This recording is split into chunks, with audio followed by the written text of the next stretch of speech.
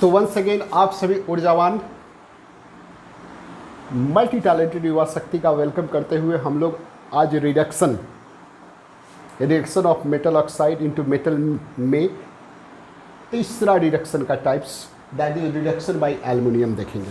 और इसमें क्या होता है कि रिडक्शन बाय एल्युमिनियम, इसको हम लोग और भी नाम से जानते हैं। क्या नाम से जानते हैं कि इसको एल्यूमिनो थर्मिक रिडक्शन भी कहते हैं। एल्यूमिनो थर्मिक रिडक्शन भी कहते हैं। और भी इसका नाम है गोल्ड्समीट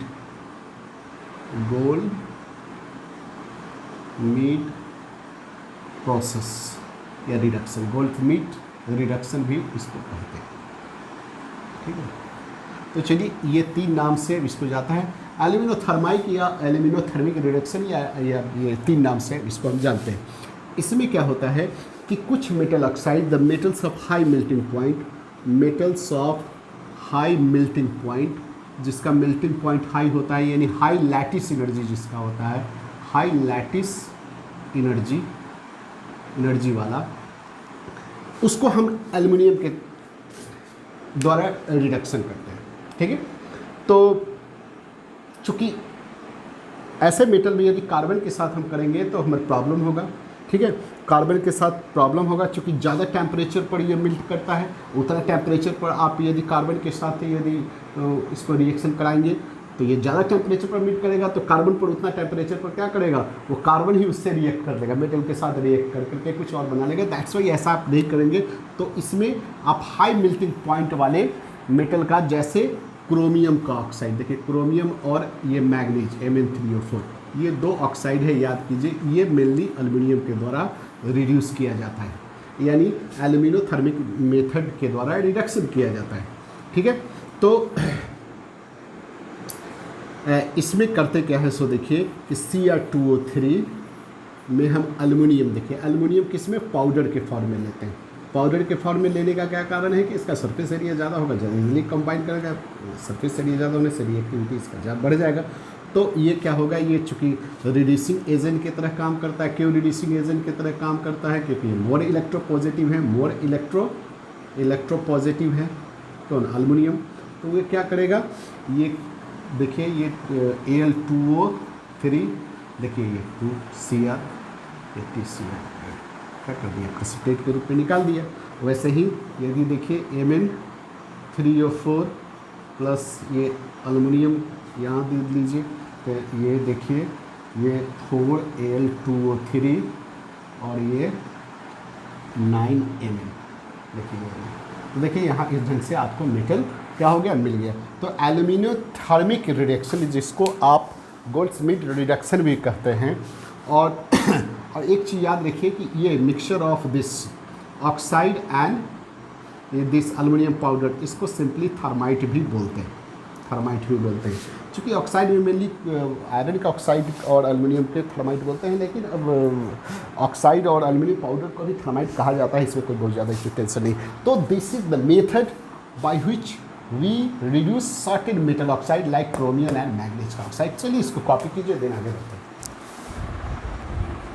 तो चलिए इसको मिटाते हैं और हम लोग चौथा रिडक्शन का टाइप से स्टडी करते हैं, जिसको बोलते हैं इलेक्ट्रोलाइटिक रिडक्शन या रिडक्शन बाय इलेक्ट्रोलाइसिस। तो इलेक्ट्रोलाइटिक रिडक्शन,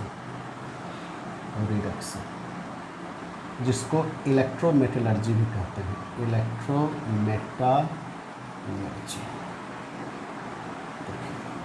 इसमें क्या होता है कि मोल्टेन या फ्यूज्ड ऑक्साइड या हैलाइड्स और ऑफ more reactive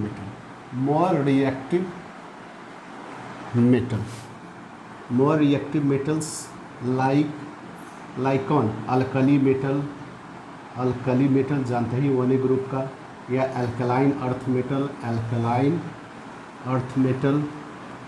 मेटल है, या एल्युमिनियम है, aluminium reduced into metal by electrolytic reduction. देखिए ये मोर रिएक्टिव मेटल है, रिएक्ट करने में नंबर 1 है। तो देखिए एल्यूमिनियम थर्माइट बेसिस जो जस्ट हम लोग पढ़े हैं उसमें तो वो क्या है कि मेटल हाई मेल्टिंग पॉइंट वाला है, तो ज़्यादा टेम्परेचर पर वो क्या होता है, रिएक्ट करेगा। लेकिन यहाँ ये क्या है कि ये मेटल ही इतना ज़्यादा रिएक्टिव है। एक चीज़ याद रखिए, जितना भी मेटल है उसको आप कार्बन के साथ बड़ी आसानी से रिड्यूस कर सकते थे, लेकिन इसमें देखिए, इसमें कार्बन के साथ न रिड्यूस करने का कारण कुछ और है। इसमें कारण ये है कि ये मेटल इतना ज़्यादा रिएक्टिव है कि कार्बन के साथ आप करने जाएंगे, रिएक्ट करने जाएंगे तो कार्बन को धर लेगा। ये मेटल क्या करे, कार्बन को पकड़ लेगा और कार्बाइड बना लेगा। ठीक है, इसलिए आप कार्बन के साथ इसको रिड्यूस नहीं कर सकते। ठीक है, बात समझ रहे हैं। Why we know the use more reactive metal oxide highlights by carbon by smelting by reduction by carbon. तो आप इसका कहिएगा कि due to more reactivity of this metal easily combined with carbon to form their corresponding carbide। तो आप metal achieve करने गए हैं कि कार्बाइड बनाने गए, तो इसलिए आप इस मेथड से आप क्या करते हैं, ये मेटल को आप रिड्यूस नहीं करते हैं। तो इसमें करते क्या है, एक चीज़ और इसमें ध्यान रखना है कि एल्युमिनियम और बेरिलियम इसके आप हाइलाइट्स को आप यूज नहीं कीजिएगा, नॉट यूज्ड। काहे नहीं यूज करते हैं, क्योंकि ये सब कोवैलेंट कंपाउंड होता है, कोवैलेंट कंपाउंड। तो आप क्या कीजिएगा, ओनली ऑक्साइड और कोई आप इलेक्ट्रोलाइट सॉरी, तो आप ऑक्साइड और कोई आप यहाँ क्या करते हैं, यूज करते हैं। इसमें आप एक चीज़ और देखिएगा, मोल्टेन और फ्यूज करते हैं, इक्वस फिर नहीं यूज कीजिएगा। क्यों नहीं इक्वस यूज कीजिएगा, फिर वही बात है, यहाँ जो H+ बनेगा और मेटल बनेगा उसके साथ जैसे आप एग्जांपल देखिए, इन्हें सोडियम के एक्सट्रैक्शन में आप डाउज मेथड, डाउज प्रोसेस से आप सोडियम एक्सट्रैक्ट करते हैं, जहाँ ब्राइन आप यूज करते हैं, ये NaCl को आप ब्राइन करते हैं, इसमें थोड़ा सा CaCl2 मिला देते हैं। ठीक है, इलेक्ट्रोलाइट के रूप में आप कुछ अलग से कुछ सब्सटेंस आप मिलाते हैं, कभी कभी क्रायोलाइट मिलाते हैं। इस सब का काम क्या है कि ये इसको जो आप इलेक्ट्रोलाइट और लिए हैं उसके मेल्टिंग पॉइंट को आप घटा देगा, lower the melting point of ore को मेल्टिंग पॉइंट को घटा देगा, और कंडक्टिविटी सॉल्यूशन का क्या होगा, बढ़ा देगा, कंडक्टिविटी को क्या कर देगा, इंक्रीज कर देगा। तो दैट्स वाई आप बाहर से इलेक्ट्रोलाइट भी यूज करते हैं। तो आप जैसे NaCl आप यहाँ लिए, तो NaCl को आप क्या कीजिए, ये मोल्टेन या फ्यूज स्टेट में है, मोल्टेन स्टेट में है, इससे आप इलेक्ट्रोलाइसिस देते हैं, इलेक्ट्रोलाइसिस कराते हैं, तो देन Na+ और Cl- बना, ये केटायन है, ये कैथोड पर जमा होगा, कैथोड देखिएगा माइनस, ये एनोड पर जमा होगा, ये एनोड पर जमा होगा।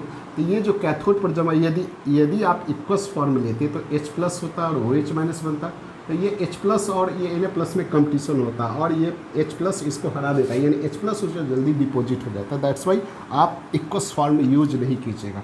तो वैसे ही एल्युमिनियम का भी करेंगे, तो एल्युमिनियम के एक्सट्रैक्शन में आप देखेंगे, एल्युमिनियम के एक्सट्रैक्शन में बहुत सारा आप देखिए, अलग से हम मेटल का एक्सट्रैक्शन पढ़ा देंगे, तो उसमें आप अलग से बता देंगे, नहीं तो इलेक्ट्रोलाइटिक रिडक्शन में देखिएगा, यानी एल्युमिनियम के एक्सट्रैक्शन 3 मेथड से होता है, Bayer pressure, surface Hall Heroult process, सब में इस मेथड का यूज होता है। किसा इलेक्ट्रोलाइटिक रिडक्शन उसमें यूज होता है, तो अलग से हम उसको बताने का प्रयास करेंगे।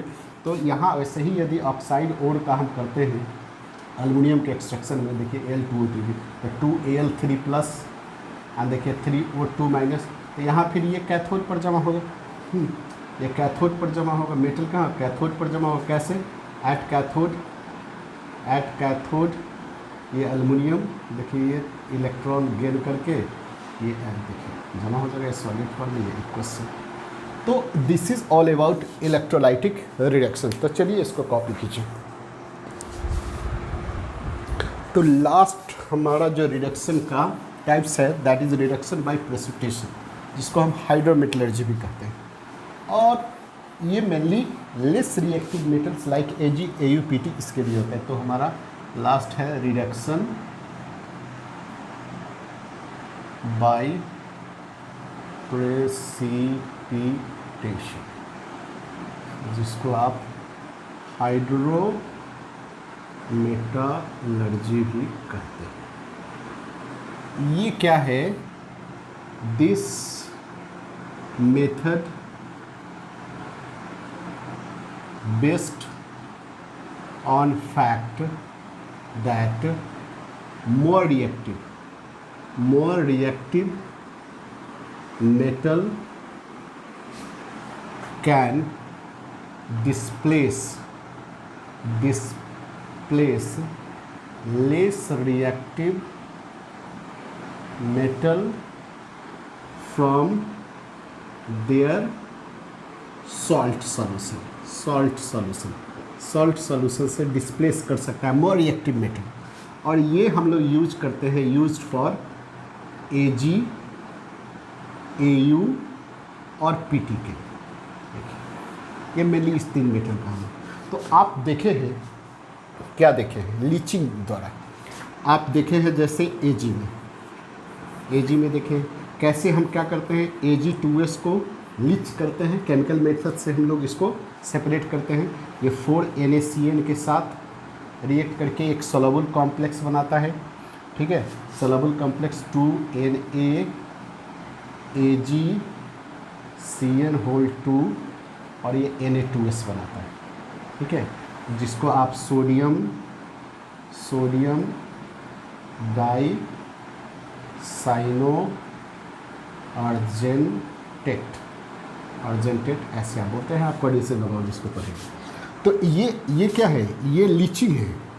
देखिए ये लीचिंग है, ये लीच हो गया। आपने क्या कर दिया? ये सल्फाइड ओर को, अर्जेंटाइट ओर को, Ag2S को आपने क्या कर दिया? लीच्ड कर दिया।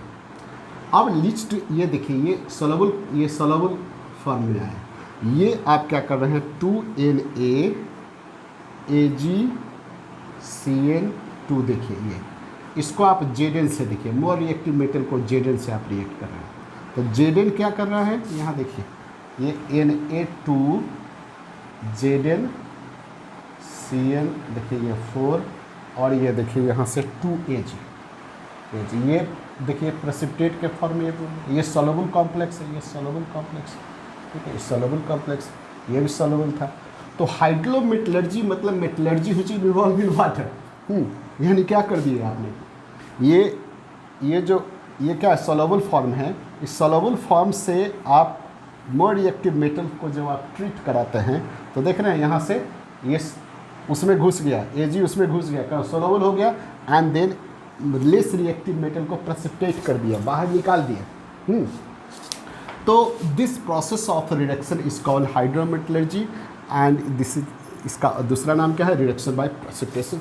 This is all about your reduction, ठीक है। तो डिफरेंट मेथड के द्वारा आपने इम्प्योर मेटल, जो मेटल मिला है वो इम्प्योर फॉर्म में है, इस इम्प्योर मेटल को आपको क्या करना होगा? रिफाइनिंग करना होगा। तो द मेथड ऑफ रिफाइनिंग होगा वो डिपेंड करेगा वो मेटल कैसा है और उसमें प्रेजेंट इम्प्योरिटीज़ क्या है। तो चलिए आज की मुलाकात को यही ख़त्म करते हैं और नेक्स्ट हम लोग देखेंगे रिफाइनिंग ऑफ इम्प्योर मेटल और उसको रिफाइन करके हम प्योर मेटल में अचीव करेंगे। तो चलिए आज की मुलाकात को ख़त्म करते हैं। जय हिंद।